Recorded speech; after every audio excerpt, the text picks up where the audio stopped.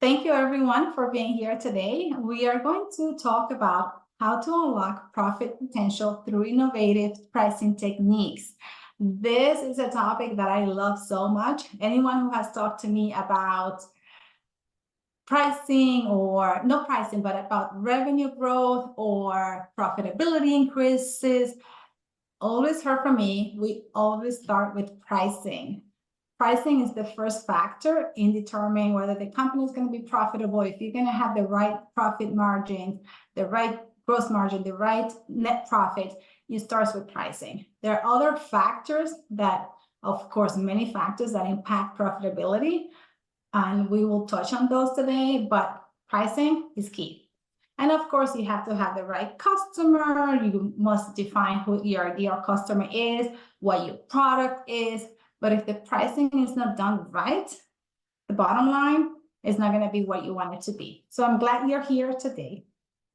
For those that don't know me or don't remember enough about me, I'm Ramona Cedeno. I'm a CPA and a certified financial planner and the founder of Fiber. If you have spoken with me before, you know how passionate I am about money, especially numbers, finances, business, entrepreneurship, growth, and just really leveraging our companies and our entrepreneurial journeys to make our lives better. And always my focus would be work-life balance and the financials.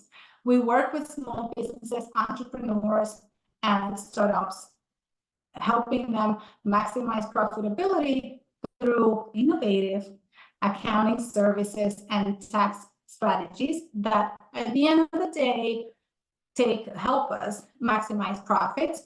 Initially, when I founded Fabric about 9 years ago, we were working primarily with technology companies, and those included e-commerce, digital marketing, and software. We also then expanded to professional services, and that sector included even wellness and therapists, but also event managers, event planners, marketing agencies. Today, we are focusing on some industries that are experiencing a lot of growth in the recent years and are focusing on managing financials better. And the result of that trend now is that there are some industries that after COVID just boomed. And we have, e-commerce is one of them. Online, a lot of online businesses are growing significantly. And also companies that are providing or in the wholesaler or distribution areas. And we love working with them because they have a lot of accounting and financial events or focuses or processes that are hard to navigate when the customers or the clients are trying to grow their businesses and the customer base. So we're helping them with basically the advisory side of financial and accounting. During the webinar today, I'll cover some of the trending innovative pricing strategies that we are seeing in our customers, but also what's trending in the community. Some pros and cons of each pricing model. So of the most popular ones that we're seeing today, what are some of the benefits and not disadvantages that you need to consider before you decide to implement those techniques or strategies? How does each of these pricing models impact cash flow, right? I'm always going to talk about cash flow, profitability. And before we decide to go one way or the other when it comes to our pricing, I want you to consider what does that do to your cash flow? And as a result, what does it do to your profits, right? If we don't manage cash flow well, it's going to impact the profitability of the company. The factors that impact pricing that you need to take into account besides customer demand and how much it costs you to produce your services or your goods, it's important to understand different components that blend in to make up the ideal pricing.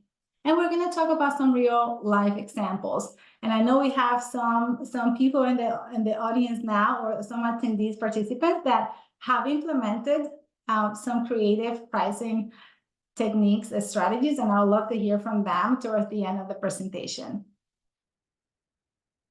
So what are some of the most popular pricing strategies that we're seeing in recent years that we have in the past, it was very different. We would go to a store, and you can use the gym as an example. I have been going to the gym for 25 years now. And for the first 20 of those, it was you pay for your membership once a month, and you get what you pay for, and you go in, and no one really upsell anything, try to upsell anything to me, or no one tried to bundle things into my pricing. It was just like, come in, you pay every month, and you go, right? That's what I was used to. Or I went to buy a phone, and I got a phone, and I never saw the person that sold me the phone unless I had a complaint for them, right? Things are not like that anymore. And the more we can stay with the trends and what's working, the more successful we'll be in business. So the 4 that I have here are bundling, and we'll talk about each one of them in more detail in the next few slides. Bundling, subscription-based pricing, tiered pricing, and value-based pricing.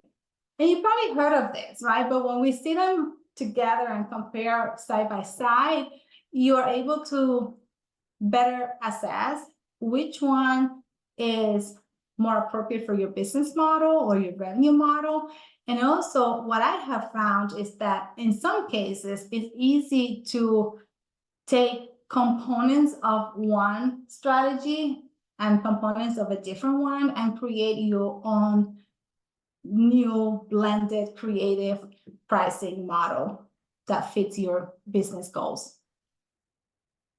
What is a bundling pricing strategy? And this is when you take multiple components of your services or your products, you package them into one offering, and you create the pricing based on what you're putting in that bundle. Some of the pros of this model is that include increased perceived value. So from the buyer's perspective, me as the customer, I'm going to put myself as a buyer. If I'm going to a professional to get some type of service, and they offer me a couple of options, and one of the options includes the product, but also an implementation service, and also a support or maintenance service, that package, that bundling might sound very attractive to me and more valuable versus them telling me you can buy the product, it's $100, and then you can also buy the support for another $50, and then you can buy the implementation for $5,000, right? When I see it broken down into all these different components, it sounds like so much that I have to buy versus they give me a bundle and it tells me it's $1,500, it's $250, whatever it is, and it includes all these components, and you don't have to worry about anything ever again. We're here for you. That, to me, sounds such a value-added thing or option. This can also increase sales because the customers that are looking for these services and value that additional support and value the not flexibility, but the convenience of having everything offered in one bundle, that may attract a larger customer base that are looking for that type of service and bundling.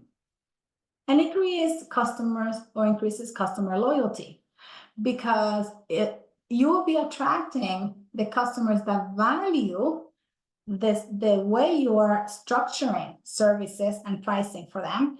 And because you're providing what they're looking for in a way that's already priced properly, they're going to stay with you longer. Some of the disadvantages of this model is that it may be loss of profit margins.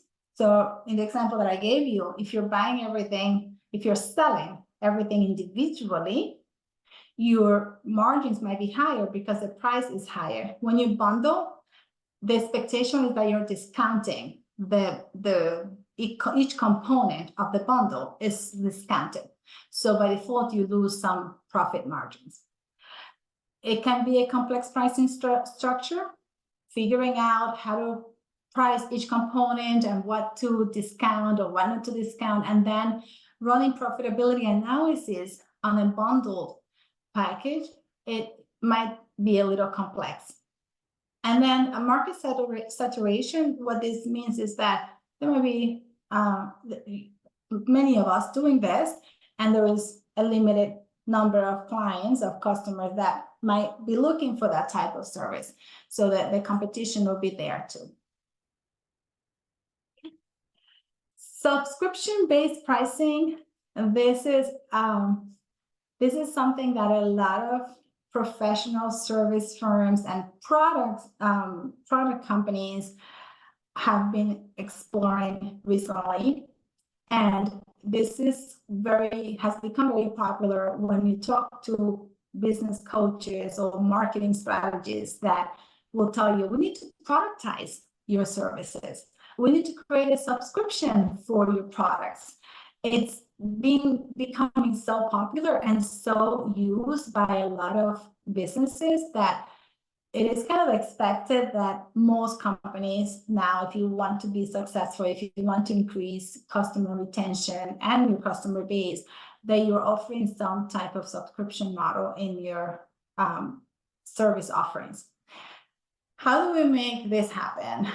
If you are, for example, a products company and you're selling bicycles or you're selling phones, it's easier to add a subscription component to that, because you can say, for $100 a month, we will change the tires or put air on the tires of your bicycle. We will check it to make sure it's all working well.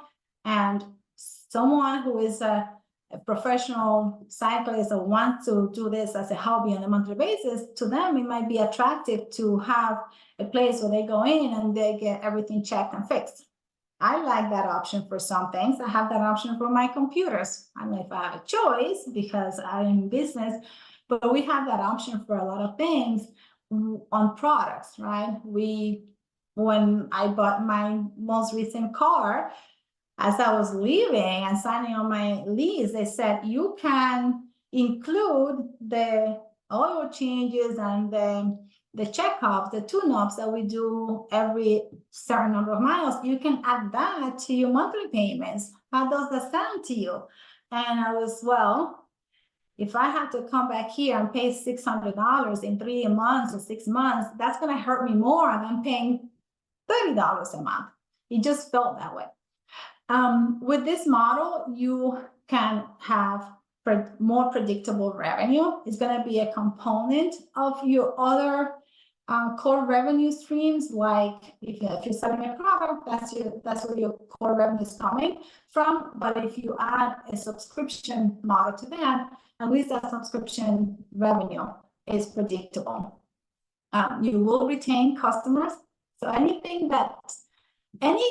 solution where clients value the convenience and you have it priced in a way that it's easy for them to afford it and to pay for it, is going to increase retention for your business and retention of clients.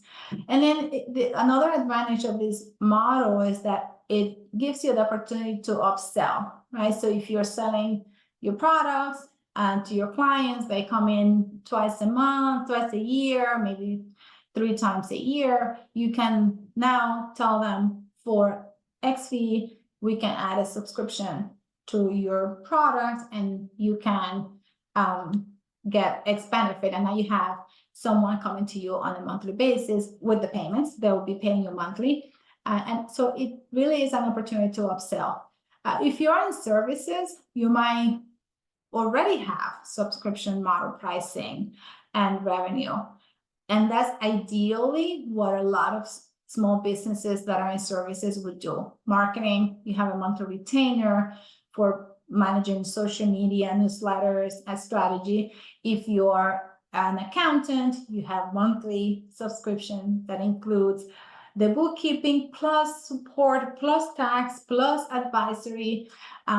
some financial advisors are doing this now, if it's allowed by the regulations, where there is some type of ongoing support based on a fee or ongoing advice. There are lots of applications, right? Phone apps or online web-based solutions where you pay a monthly fee and you get access to certain services or subscriptions. And we love those. I mean, I speak for myself. I love a good subscription where I pay a predictable amount and I know what I'm getting and the service works. Some of the cons of this model is that, yes, the revenue depends on retention, and this is more of retention of your clients. And this is more critical if your revenue is coming primarily from subscriptions. So in the case of, let's use an application or even a gym, right? So let's say a gym has 80% of the revenue coming from this monthly subscription. If they lose 20% of their customers, they will lose a lot of income. So retention of these customers is key, and paying attention to what can cause a drop in subscription, it's important. So looking ahead and trying to foresee what can cause a massive decrease in subscription from your clients, it's going to prevent you from these surprises and can help you like plan ahead. What are some options that I can leverage to ensure that my revenue doesn't suffer significantly? And I say this about, I talk about what can cause a big drop in subscription, because it is possible. Competition, right? If you're offering a solution for you, I can do your social media on a monthly basis for XYZ, and then AI comes in and ChatGPT comes in, or other lower priced competitors come in, the drop in revenue for you might be significantly. So it's always important to diversify your revenue, right? So we'll have some strategy in there that is priced based on maybe a higher tier. No one can replace you in that space easily. They replace you, not AI. And then you have the subscription base that's based on like easy things that anyone can do, but it's convenient for the client to have them with you. You have maybe special projects that you do. So diversifying revenue is key in every model that you have. Another con of this model is commitment concerns. And we talked about saturation and competition already, but commitment concerns is when your customer is concerned about being committed to a subscription for X number of months. So we have to be careful not to make the customers feel like they cannot get out of a subscription. The ideal situation for me as a customer is when someone tells me, for this amount, you get XYZ every month, and you can switch anytime you want, right? That's okay, no commitment. I can leave my gym anytime I want. I can, I don't think with the cart arrangement that I made, I don't think I can get out of that. Since I'm committed I'm tied down there for 3 years probably. So I didn't think about that carefully, but hopefully I still made the right decision. But yes, this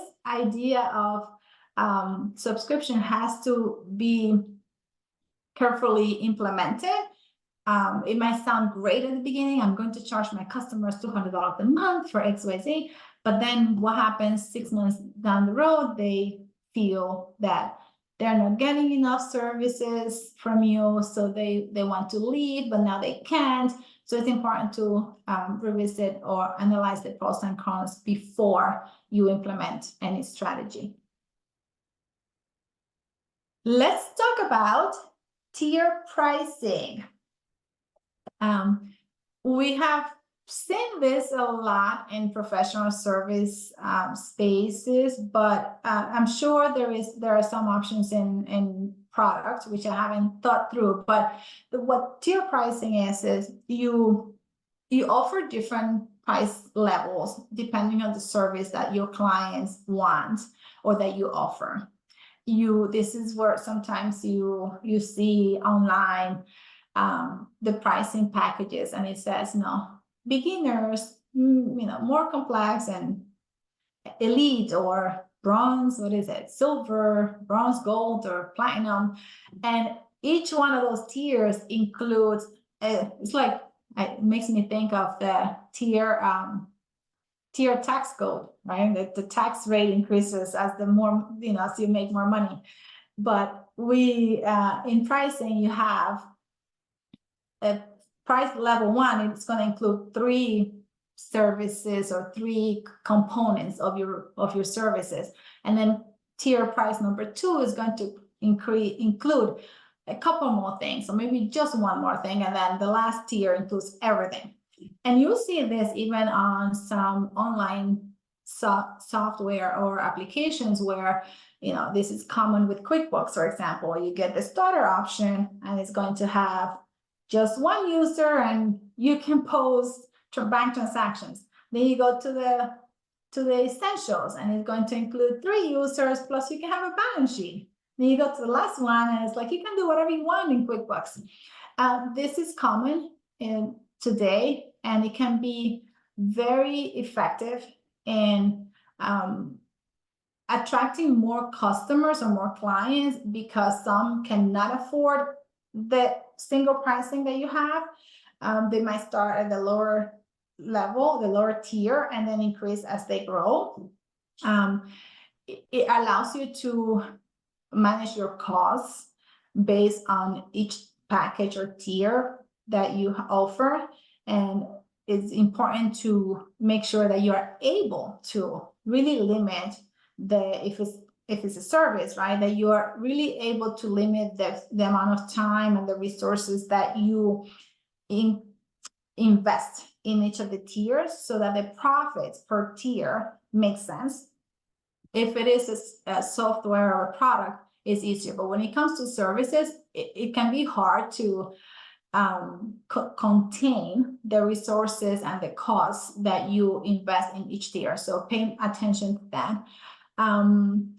This model also encourages upselling, right? And it's as you see that your customers are ready for the next tier, or asking or expecting more services from you, you can then suggest that they move up to the next one. Some of the cons include complexity for some customers. They don't understand when should I be on this one? Should I be on the next tier? Why do I have to go to the next one? Well, I really don't need that. I only need a little bit of, so it can create confusion and also challenges with expectations on both sides. The administrative challenges that this pricing model brings stem from the fact that you have to track a lot of costs associated with each tier pricing, design the prices, redesign and design the pricing and what goes into which one, and also gather data of how things are working for each one of them with your customers. And this can be overwhelming to customers, right? So this is why you hear when you go to some of these events where they're talking about pricing or customers or products and how to package your products and attract the right clients. They will say, don't give your clients too many choices, right? Don't give too many choices, because they don't want to be overwhelmed with how do I decide out of these 5, what is the best one for me? The max is 3 that they suggest. Some business owners have chosen to just offer 2 options, because it's either you pick this or you pick that, right? Having 3 allows you the flexibility of going from tier 1 to 2 to 3 as the clients grow or as the expectations increase. Making it just 2 will make it easier for them to choose one. The next pricing technique that we have here is value-based pricing. This is a big topic in the accounting profession. I'm sure I'm not listening to the webinars and reading about the trends in other professions, but in accounting, this is huge, where we're trying to have professionals not priced based on the amount of time that it's going to take to do something, but based on the value that they're bringing to the clients, right? So the idea here is that the client needs to feel, your clients need to feel that they're getting massive value and transformation for what you're offering to them. And you as the service provider or the product company that you might have, you also want to position your service and your product as something that adds value to your clients compared to your competitors, right? If I sell a bottle of shampoo and my competitor sells a bottle of shampoo, they all do the same. So why would I choose one versus the other? The value add in this example, which is very simple, I think they'll tell me, oh, my shampoo will make your hair look shiny all day long, right? And I'll be like, oh, that's perfect. That's what I need, right? So that's the value add to me. It's not just it was going to wash my hair, right? They both do the same thing. So from a service perspective, this can be something like, yes, we offer coaching as a business. I know there is someone from marketing, and I'm always using the marketing as an example. There is someone from marketing here, but let's say I have a business coach, and I have seen many business coaches, right? How would I know that one is bringing more value than the other? There was just some things that during my interviews, my search, I'm going to pick up on that for me are valuable. And it could be that someone tells me, you can text me anytime. You can send me, if you have a proposal to send out, you can send it to me and I'll review it and I will give you feedback. That to me is so valuable. And he's not charging me based on time. So his hours or her hours might be built at $300 an hour. The other person might be $250. But if this person tells me for $2,000 a month, I can give you all of this, and he's only spending 2 hours in a month, I won't even notice, because what I'm looking for is the solutions that he's bringing to me, the resources that he's making available to me, and also the fact that it feels like I have someone that's there to support me. It's like having an insurance kind of thing. If something goes wrong, I can call this person and help me figure it out. There is some of the pros include optimized profit margins. So the idea is that you're not pricing your services or your products based on the number of hours that is required to deliver the service, or only on how much it's costing you to produce that product. You're adding a premium for this value add that you are bringing to your customers. So that helps you increase profit margins. There is flexibility in pricing. And the way I view this is that you don't have to price the same for every customer, for every client. If you're doing value pricing, it doesn't mean that each client is going to get a different price. No, you can have different tiers based on the value that each client group needs. So if, for example, a client never wants to talk to you, they don't need you to review their documents, they don't need you to answer their texts, they'll never text you, maybe there is a package or a price that does not include those things, but it's still good for a large number of clients. The other price for the clients that will need you to review the documents, that will need you to answer the text, is an offering that you have for a large number of clients. It's not that you're doing it per client, but you offer different options based on the client needs of multiple clients within that group. And then Another pro is customers' willingness to pay. So you have me as an example. I use myself. I'm willing to pay for convenience. I'm willing to pay for support. I'm willing to pay for this safety net that the service provider is offering. And if that exists, then you will get customer loyalty, you will get higher margins, and you get good referrals from those clients. Some of the cons of this pricing model include market sensitivity, so there might not be this might not be perceived as the best option for a large number of potential clients because it is priced higher, right? Versus you get a lot of other options that are lower. You have to constantly evaluate the model and what is going into this pricing strategy in terms of cost and the margins that you're adding to this, and is it working? Is it turning customers or clients away?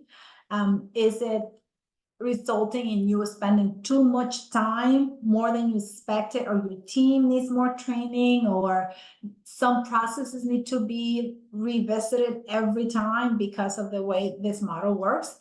And then you do have the risk of overpricing, of course. And what happens when we overprice? It works well for a few months, and then at some point, customers start feeling that maybe they're not getting the services that they expected to get in that value pricing model. For example, using myself as an example, if I do pay for a coach that promises to do all these things for me, and 3 months later I realized that I was not getting sufficient support, or well, that would be a clear, right, expectations are not met. But let's say I feel like I really don't need that type of support. I never text my coach. I never send him a document to review. Then it feels like maybe I overpaid for something. And in that case, it was probably a decision that I made without having enough information, but it still feels that I overpaid for a service. These are other pricing techniques that are out there. Some of us would probably know, and some of these are more traditional.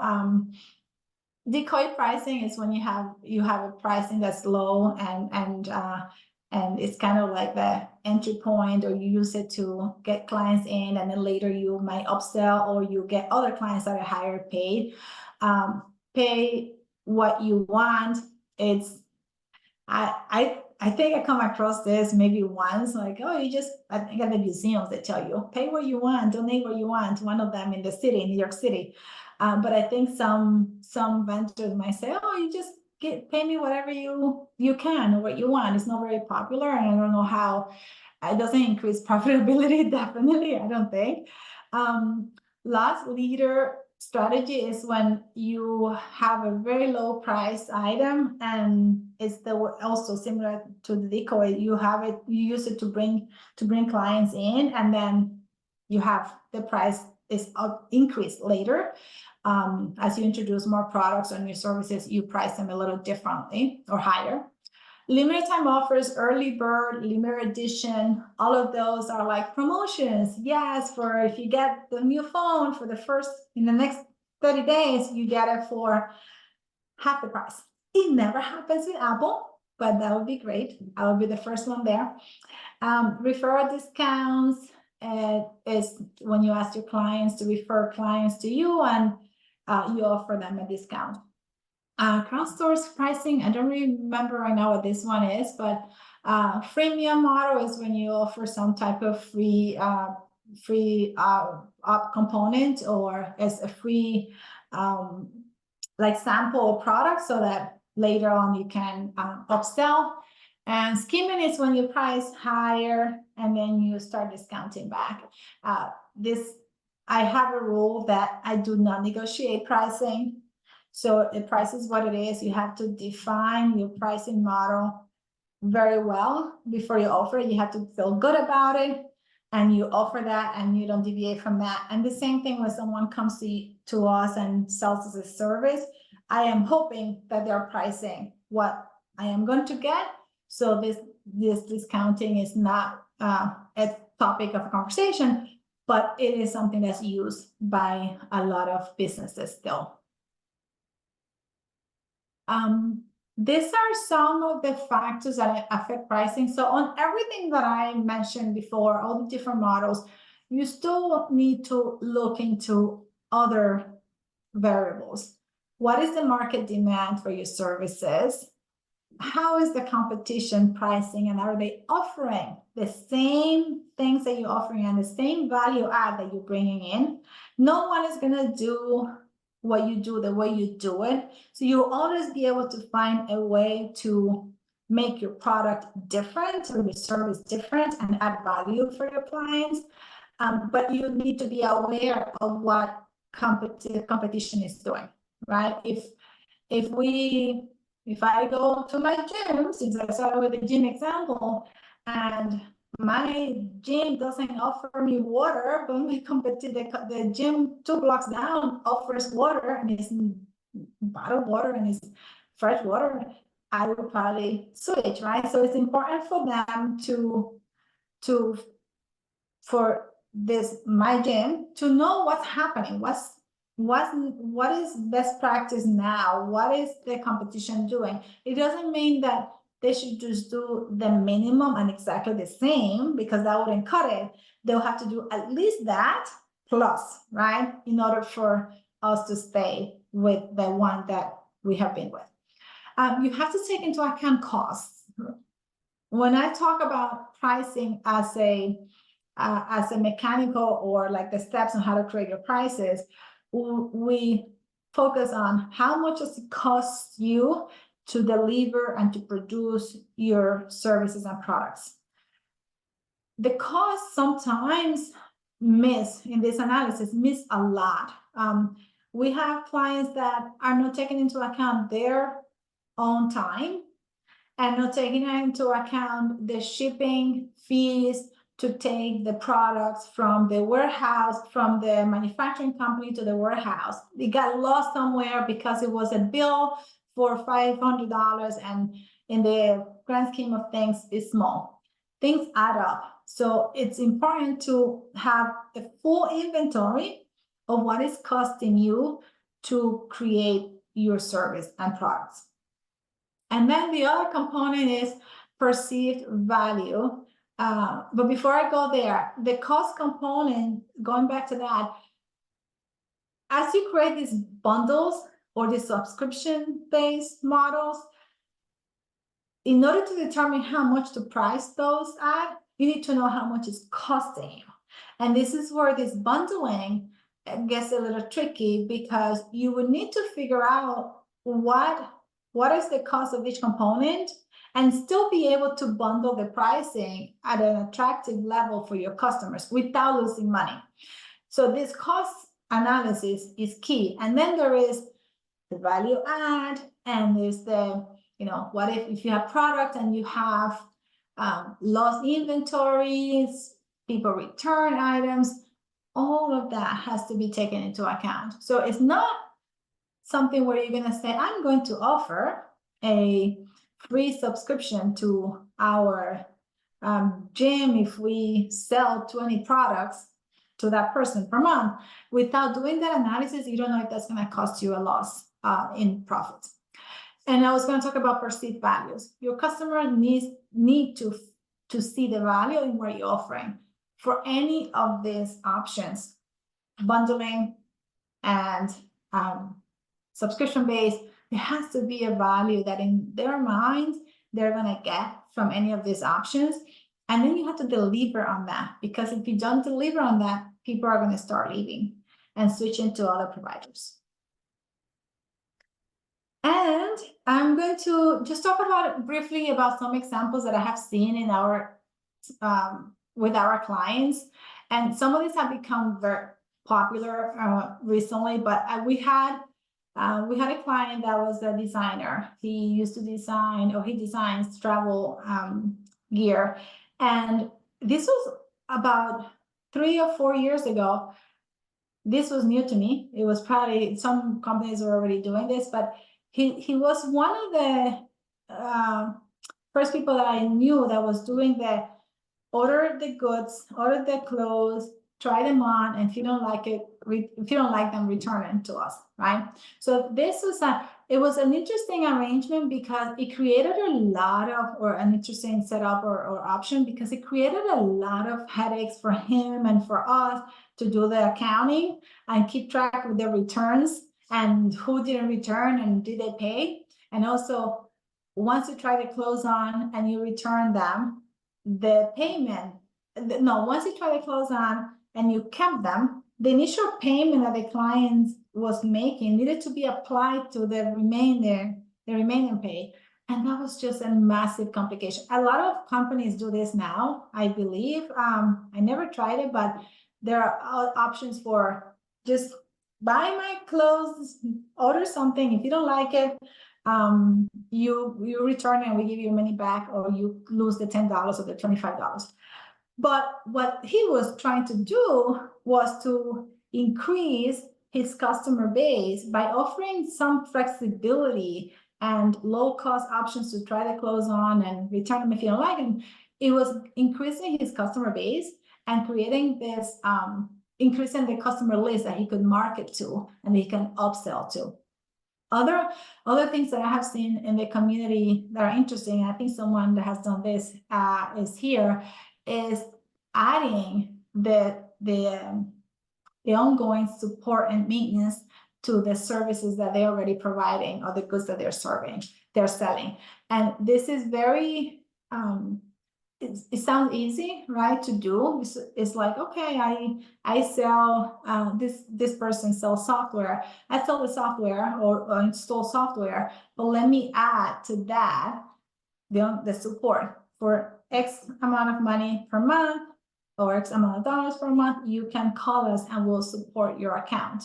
And I think that is something that if someone hasn't done it for years and they just implemented it recently, it is innovation. It is thinking outside the box, and because you have to staff for that. You have to make sure that the costs to provide that service can be recovered, and then you're making a profit. So it's not an easy decision. So anyone who is implementing additional services like this deserves to be congratulated for doing that, because it's not something that you can just click a button or bring this person and now you're in charge of customer support. I will stop there. I'm going to share my my next slide so that you can all connect with me, connect with us on social media, so that you can learn about our upcoming events.